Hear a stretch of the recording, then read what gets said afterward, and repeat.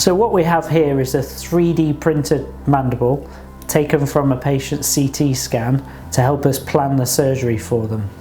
And what we're able to do from this is visualize the tumour in a very real sense, but also plan our resection margins as well. And what that means is that we're able to accurately remove the tumour, so reduce the chance of it coming back, but also it helps us reconstruct the jaw to get it exactly as it was beforehand, or as close to perfect as possible. In addition to having been able to plan the tumour accurately, completely to scale with the printed 3D model, we can take that information and make a stent or cutting guide which will then fit on the bone that we're taking to reconstruct the jaw, and these have all the